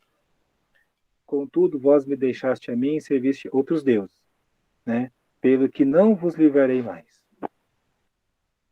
Estranho, né? Esse versículo. Ele falou: não vou fazer mais não. Como se diz, estou cheio de vocês. Vocês sempre são a mesma coisa. Vocês fazem o que sempre fizeram os seus antepassados. E Deus falou aqui: não, pelo que não vou fazer mais nada, não vou livrar mais nada. Tem isso sim. Mas o verso 14, né? Olha o que eles escutaram. E de clamai aos deuses que escolhestes. É a mesma coisa que o irmão citou aí. Vai lá para Jerubá, vai lá para os seus deuses lá, né? Se Baal é Deus, que livre. Então ele falou aqui, Deus falando, né? Deu uma ironizada aqui, né? clamai os deuses que vocês escolheram, que ele vos livre no tempo do vosso aperto. Vocês não escolheram esses deuses aí, que ele livre vocês desses inimigos aí que vocês estão, né? E deu aquele momento ali de deixa eu falar alguma coisa para eles aqui que eles precisam, né? Vão atrás dos deuses de vocês, né? Que vocês escolheram. Mas, verso 16, né? Verso 15, aliás.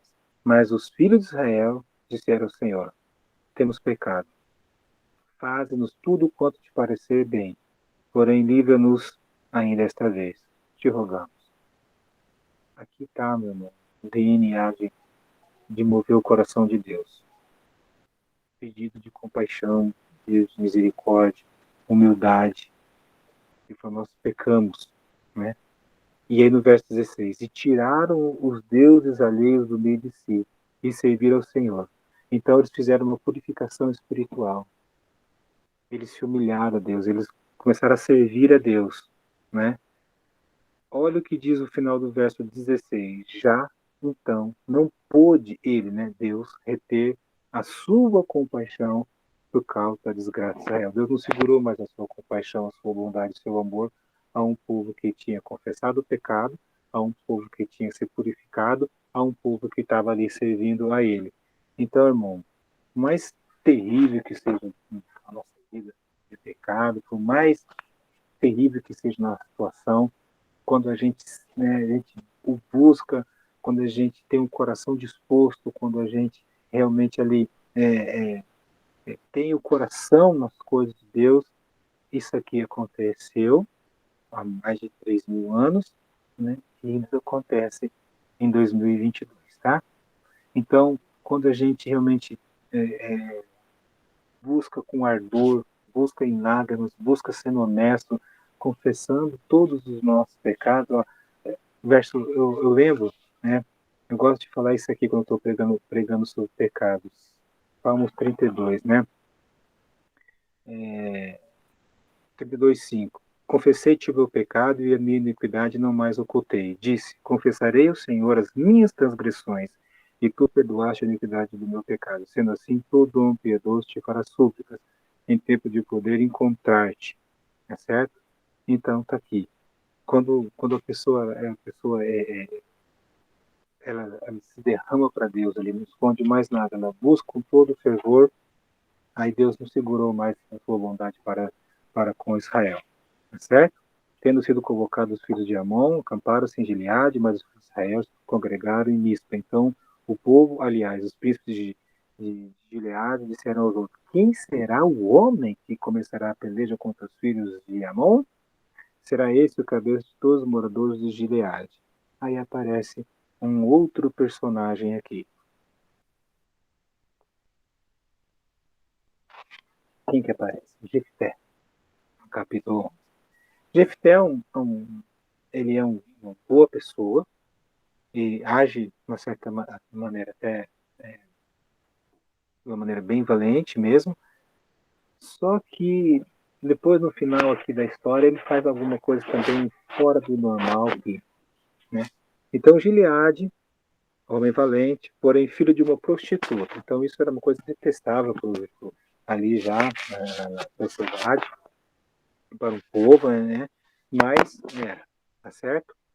E uma prostituta de Gileade gerara a Jefté. Jefté tem um significado de Deus abre, Deus libera, tá certo? Então essa é a ideia do nome dele, né? Também também a mulher de Gileade lhe deu os filhos, os quais, quando já grande, expulsaram Jefté, né? E lhe disseram: você não vai herdar com as coisas do nosso pai, você é filho de uma prostituta. Então os irmãos dele, né? O pai dele era casado, tinha sua esposa e tiveram os filhos. Esse pai foi lá e com a prostituta e nasceu ele. Então aqueles irmãos falaram: não, você não tem nada com a gente, você é filho de uma prostituta, né? E Jefté fugiu da presença dos seus irmãos, né? E homens levianos, os curvas de rio, né, se ajuntaram, né? Tem esse daqui que nós vimos com Gideão, né? Nós vimos aqui com Abimeleque, vimos aqui com com Jefté e tem também com Davi, os caras que tudo, né, como de eu. Tá bom. E se juntaram a ele, né? E ele falou, vem, vai ser o nosso chefe, vamos combater. Quando pelejaram, os anciões de Gileade, né, foram buscar Jefté. Eles viram que não estava para ele, falaram, vamos chamar o Jefté e a turma dele lá, né? E disseram a Jefté, vem ser nosso chefe para que combatamos contra os filhos de Amon. Porém, Jefté disse aos anciões de Gileade, porventura não me aborreceste a mim e não me expulsaste da casa de meu pai? Por que, pois, vindes a mim agora, quando estáis em aperto?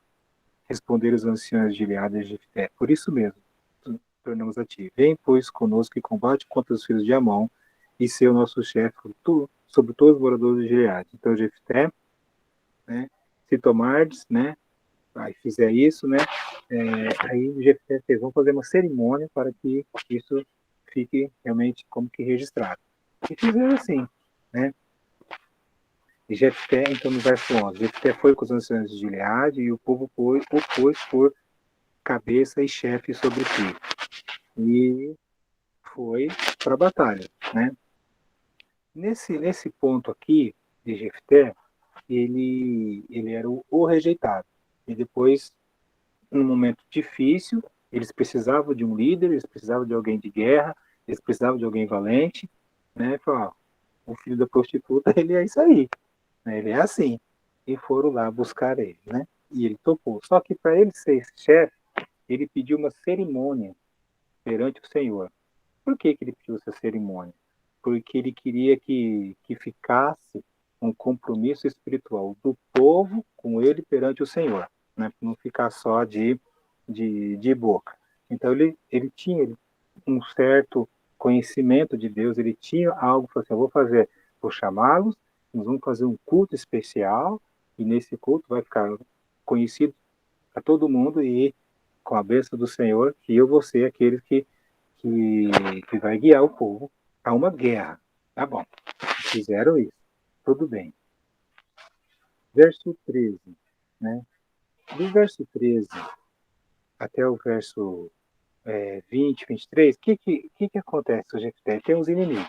Primeiro, antes de guerrear, ele relata aos seus inimigos Deus.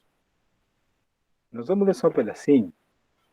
Ele conta a saída no verso 16, porque subindo aqui é Jefté falando com os inimigos, né? Subindo Israel do Egito, andou pelo deserto até o Mar Vermelho, chegou a Cádiz, enviou mensageiros aos edomitas, né?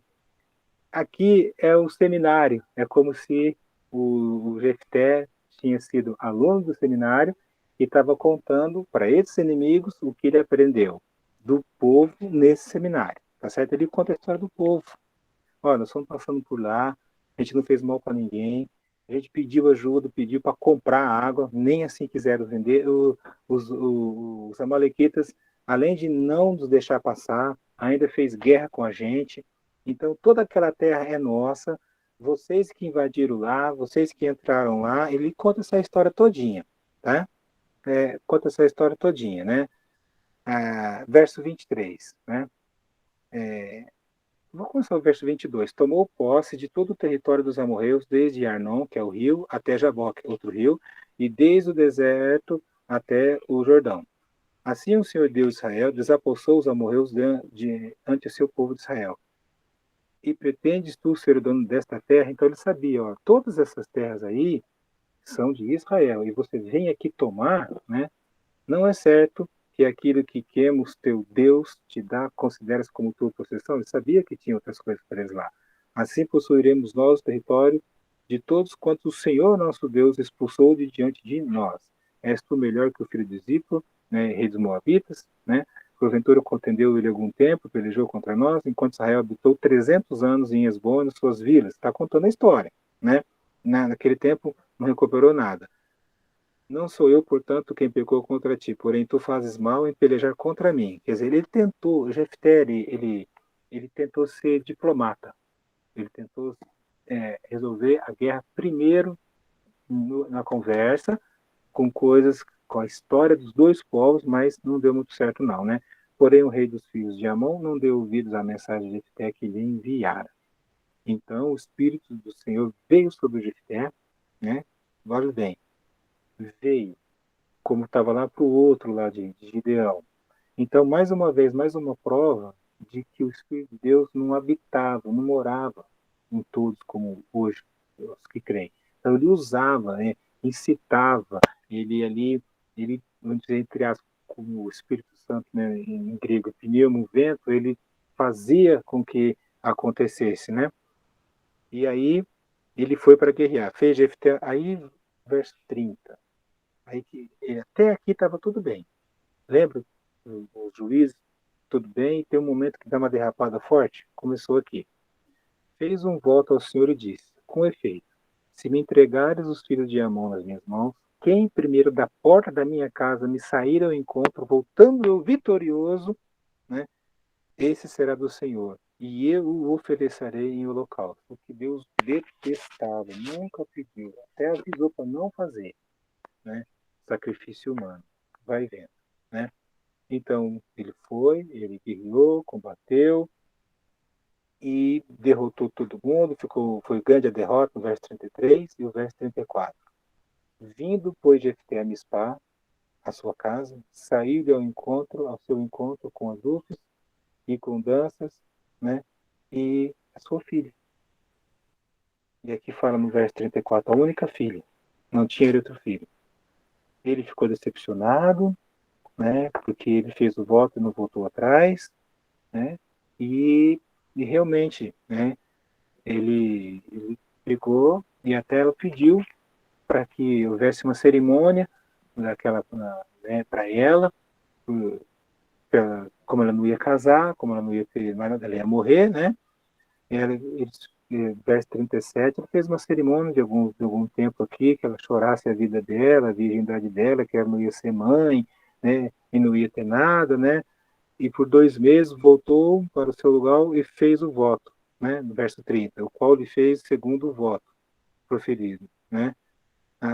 E ele realmente fez isso, ele matou a filha dele no holocausto a Deus, porque Deus tinha dado a vitória, mas isso não se faz, não se pede, é contra a lei, é algo totalmente fora dos olhos de Deus. Então você vê aqui, um cara que foi possuído pelo Espírito de Deus, conhecia o seminário, né? Deus o usou, Deus deu a vitória e fez uma barbaridade dessa, né? Então você vê que os juízes, eles não eram pessoas perfeitas, né? Não era Gideão um medroso, Baraque teve que depender de uma mulher.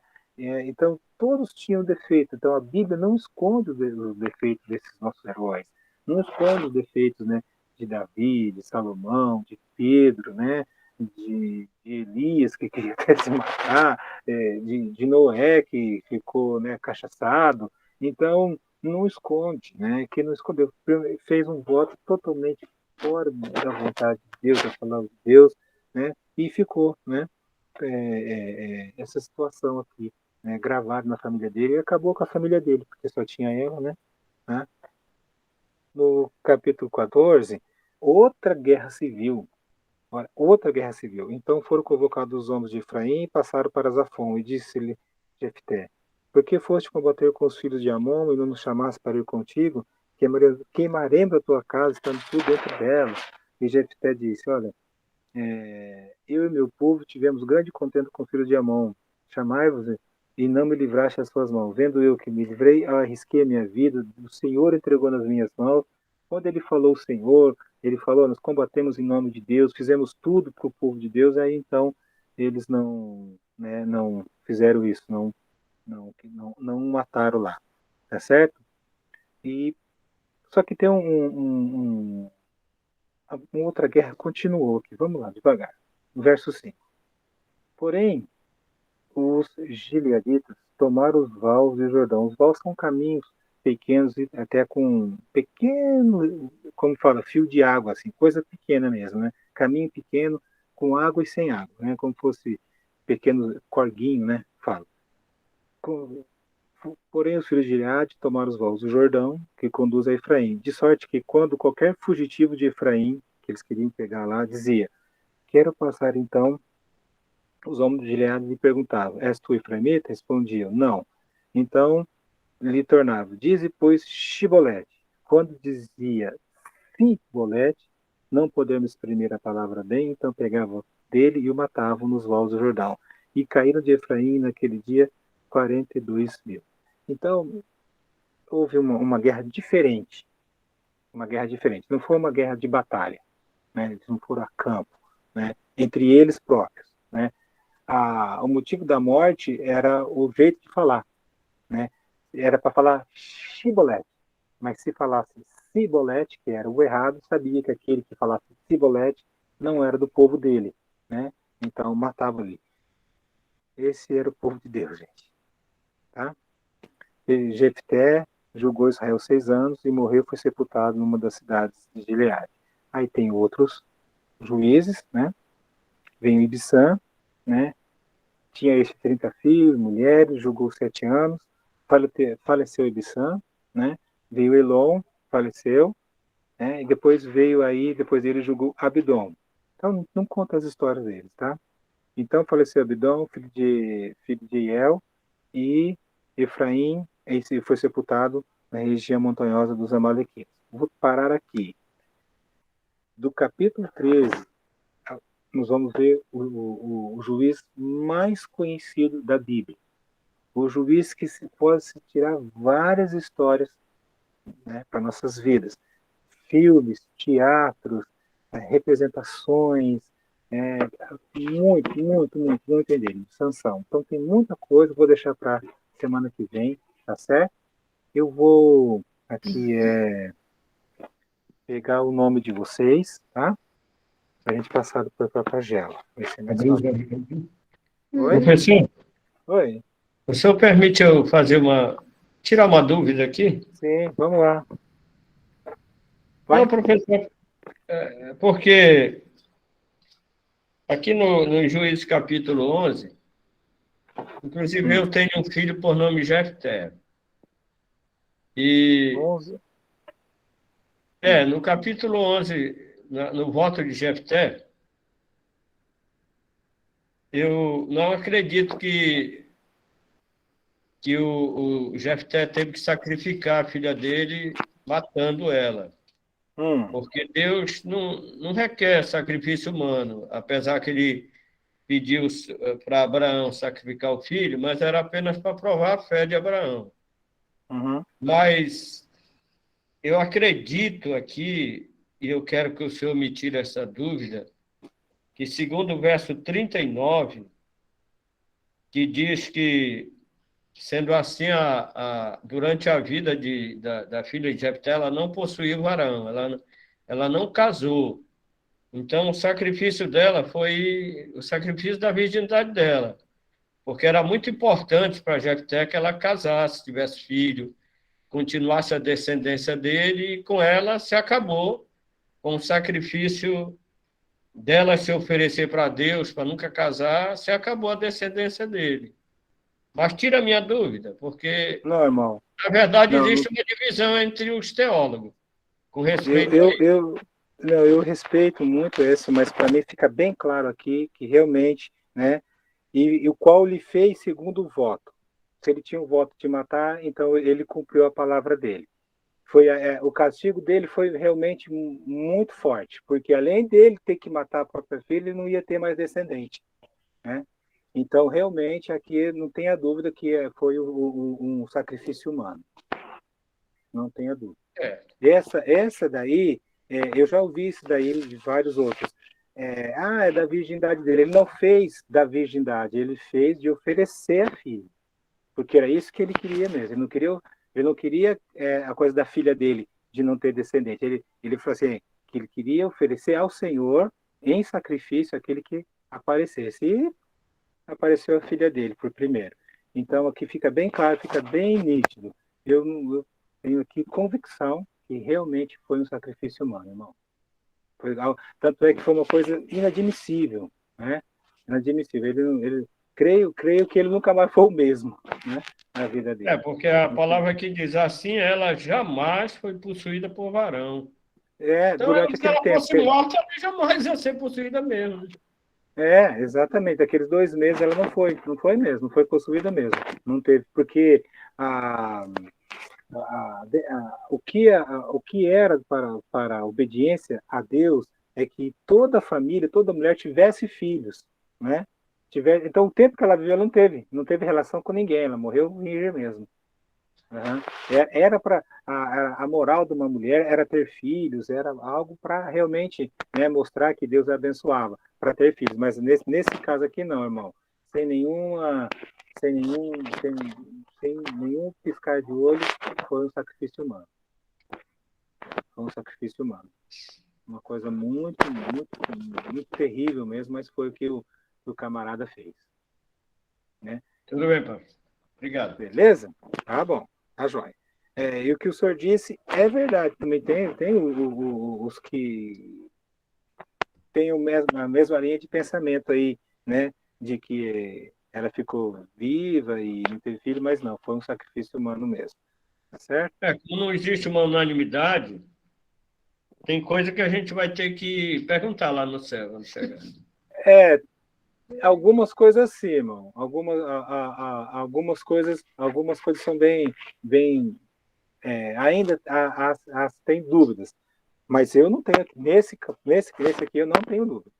Tenho certeza. Aqui não houve, tá? Não houve alguma coisa referente dela não ter casado, não ter vindo. Aqui houve realmente um sacrifício terrível mesmo. Uhum. Então tá, pessoal. Vamos lá. Por gentileza, quem tiver outra pergunta, e mesmo que for de aulas passadas, quando vocês estiverem fazendo suas fichas de leitura, foi muito bom. Como é que nós estamos com vocês? Estou recebendo as fichas de leitura, depois eu vou dar o retorno para vocês da leitura, tá bom? Aí nós vamos pegar um tempo de aula aqui e eu vou comentar os comentários de vocês, tá certo? Eu vou dizer para vocês o seguinte, quem perder a aula, não tem problema, não é a ferro e fogo o nosso seminário. Mas a gente vai fazer o seguinte, vamos supor, você precisou faltar alguma coisa, tem problema.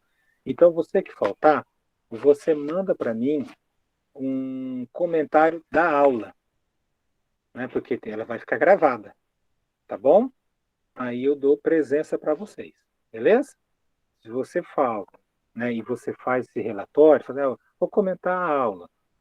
Você vai ser isso aqui, eu faltei dia tal, a aula foi dia tal, a aula falou disso. Beleza, tá bom. Fica, né, a sua palavra, a sua verdade, não vou contestar, não vou urim-tumim para ver se é verdade ou não, tá bom? Fica a sua consciência e Deus para você mandar isso para mim, beleza? A gente tem esse relacionamento de confiança aí. Tudo bem? Então, quem faltou então nas aulas passadas, manda esse comentário de aula. Você coloca como título, comentário de aula, aí você coloca a data, coloca o seu nome e manda, tá bom? Se você mandou alguma coisa para mim que eu não li ainda, por acaso, se eu não li ainda e não tem nome, você manda de novo com o seu nome, porque eu já vi alguma coisa que estava sem nome, a gente conseguiu saber quem que era o proprietário da obra, né? Mas tem outros que, né? Então, você mandar alguma coisa, você coloca o seu nome aí, tá bom? Para a gente não se perder. Tudo bem? Alguém tem mais alguma outra pergunta, fazer algum outro comentário? Uma hora boa ainda, né? Não se preocupe. O Carlos está por aí, de Venezuela? Ele não mandou um boa noite para mim? Não falou nada? Carlos está aí? Não vi entrando, não. O Daniel, o Carlos entrou? Não, pastor. Hoje não. Não tá. Uhum. Mas eu tenho falado com ele, algumas vezes aí durante o dia, e ele fala mesmo que é muito difícil, né? Ele pediu orações por ele, tá? O que ele está passando aí, tá bom? Então, fala fala com Deus, para Deus abrir as portas para ele, dar entendimento para ele, do que ele precisa. Ontem eu conversei um pouquinho com ele, os outros dias também, tá certo? Para que a gente forme aí um vínculo de amizade cristã com este servo de Deus aí, que é amigo, né? É irmão aí, o irmão pastor Adilson aí, que ele tem muito respeito pelo pastor Adilson, né, pastor? Bacana isso, viu? Trabalhando lá no Venezuela com ele. Meu irmão amado Aurelindo, eu não ouvi a tua voz. O que aconteceu? Desliga a luz. O que aconteceu? Hã? Não falou comigo? Hã? Por quê? Tem que mandar um oi, falar, pastor, eu estou aqui. Aí assim, oi, aqui. Aí eu falo, ô meu amado, bênção do Senhor, graça e paz. Tem pra gente, né? Aí, tá bonito aí, clareou, agora ficou melhor de bom. Então vamos lá. Meus queridos, vamos começar aqui com a turma lá do norte, tá bom? É norte. O pessoal, vocês percebem que quando eu falo aqui, eu sou do sul, né? Daqui do Brasil, eu falo porta, porco, porquê. Aí vocês falam, né? A gente fala pastor, vocês falam pastor, pastor, né? Tem um pouquinho de diferença. Então vocês aí, as mulheres aí, fala para mim quem tá aí, tá bom? Vamos devagar Camila. aí, vai lá. Camila. Karina. Vamos mais. Karina. Camila, Karina, Fátima. quem mais? Fátima. Fátima. Quem mais? Oi? Adriana. Adriana. Adriana. Adriana, você tinha falado boa noite para mim? Não, pastor. Não. Como você... Tu estavas aí todo esse tempo e não falou um oi para mim? Estava. Puxa vida, viu? Tá bom, tá. Deus abençoe. Tá bom. Quem mais aí? Vamos lá. Oi? Quem mais? Adilson. Mais mulher. Tá, agora vamos para o Adilson. Então vamos lá. Pastor Adilson. Aurelino. Adilson, quem mais? Os homens aí. Tá. O Anderson. Tudo bem, Anderson?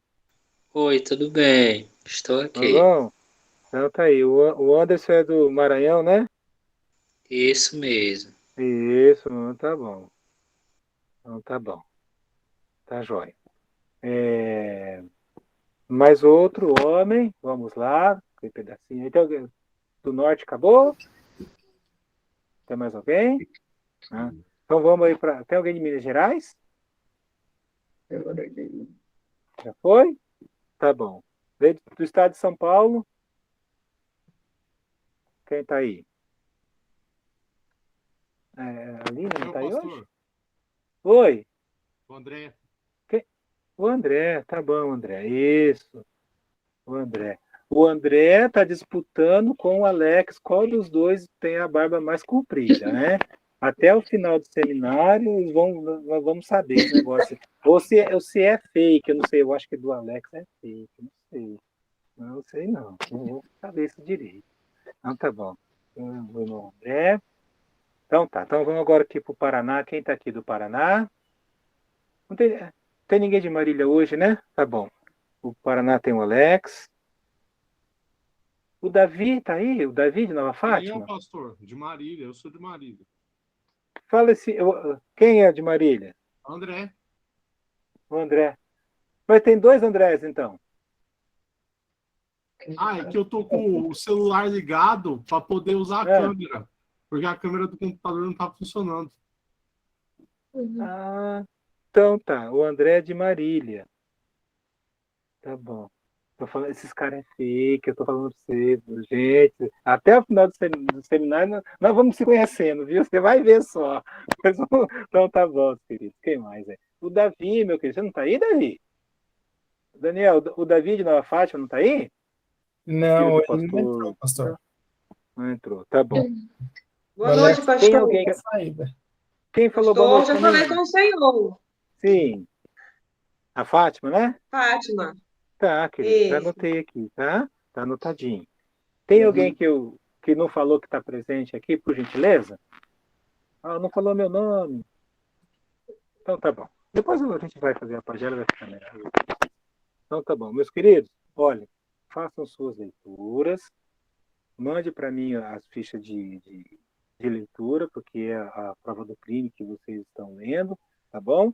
E depois a gente vai ter os nossos trabalhos. Não vou pedir nada agora ainda, vamos deixar um pouquinho mais, e aí a gente vai fazendo o que eu tenho. Eu não quero sobrecarregar vocês ainda, tá bom? Beleza? Vamos orar para a gente terminar? Vamos orar? Ô, Aurelindo, é mesmo? Ele estava aqui, eu não coloquei. Não, tá bom. Tá, então vamos lá. Tiago também. Deus. Opa! Oi, Tiago? Tiago, filho do Maurelino. Isso. Oi, Maurelino, você tem quantos filhos no seminário? É ele? Delegado. Tiago? Oi? Oi, meu querido. Não está funcionando o microfone dele. Ah, não está funcionando o microfone dele? Tá bom. Tá. Então vamos lá. Nosso Deus, nosso Pai, em nome do Senhor Jesus, damos graças a Ti, Senhor, por mais uma noite em que a gente aqui leu da Tua palavra. Esperamos no Senhor que os nossos corações, Senhor, sejam despertados para que realmente, Senhor, tenhamos uma fé firme, convicta, bíblica, e que as coisas boas e as coisas, Senhor, ruins dos nossos personagens aqui da Bíblia nos sirvam de exemplo, Senhor, para que então caminhemos melhor perante os teus olhos. A tua bênção para cada pai de família que aqui está, cada mãe de família que aqui está, aqueles jovens que também, Senhor, não são casados, mas estão te servindo também, que sejam todos eles capacitados pelo teu Espírito, Senhor, para viverem a tua palavra, em nome do Senhor Jesus. Que seus lares sejam abençoados, ó Pai, pela palavra que eles creem, pela palavra que eles já têm ouvido há muitos anos em suas vidas, e essa palavra que nós estamos estudando aqui, Senhor, tenha muito poder sobre cada vida deles. Que o Senhor possa dar um talento, uma graça, um dom, um presente, Senhor, naquela área de suas vidas que está, Senhor, necessitando, seja na saúde, no entendimento bíblico, seja no ministério, seja no casamento, seja com os filhos, seja com algum parente, com algum amigo. Em nome do Senhor, sua bênção, Senhor, para que eles possam viver em comunhão contigo, transmitir a tua verdade, sejam homens e mulheres fiéis a ti, Senhor, de coração quebrantado, Pai, para que então possa ser cheio novamente da palavra salvadora de Jesus Cristo. Pedimos também, Senhor, que eles possam, Pai, ter da tua renda, possam trabalhar, ter rendas, ter sustento na casa, Senhor, que eles possam saber que são amados por Ti, confiantes em Ti, e que se entregue cada vez mais aos estudos, Senhor, da palavra, às orações, Senhor, em nome de Cristo Jesus, que eles se inspirem, Senhor, que o Teu Espírito Santo possa dar inspiração a eles, para que eles possam meditar melhor, para que eles possam pregar melhor, para que eles possam testemunhar melhor, para que eles possam ter ministérios ainda melhores, alcançar mais crianças, mais jovens, mais famílias, em nome do Senhor Jesus Cristo, a tua bênção para este povo todo, Pai. Mesmo aqueles que faltaram, também, Senhor, receba a bênção, também, Senhor, possa estar aí disposto com o coração a aprender, a estudar, a obedecer e ensinar a tua palavra, viver, Senhor. Que esses homens e mulheres compreendem, Pai, que são escolhidos, Senhor, por Ti, para serem os Teus sacerdotes, os Teus ministros, os Teus servos, as Tuas servas. Eles são, Pai, pessoas que o Senhor escolheu para serem labareda de fogo mesmo, Senhor, na palavra, Pai, para viver a Tua palavra, para serem homens e mulheres destemidos, Pai, em nome do Senhor Jesus Cristo. Que o Senhor possa estar abençoando sua descendência, os filhos, os netos, os sobrinhos, todos aqueles que eles amam, Senhor, pessoas que eu não conheço das suas igrejas, que também sempre vejam uma diferença muito espiritual em suas vidas, ó Pai, por essa dedicação que estão tendo a Ti.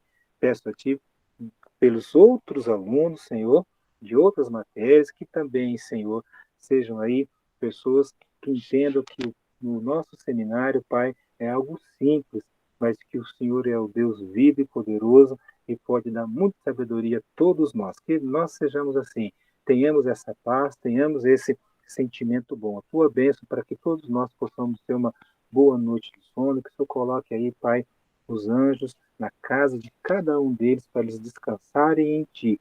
Oramos e pedimos no nome santo do Senhor Jesus. Amém. Amém. Senhores, muito obrigado pelo privilégio que vocês me deram, mais uma vez poder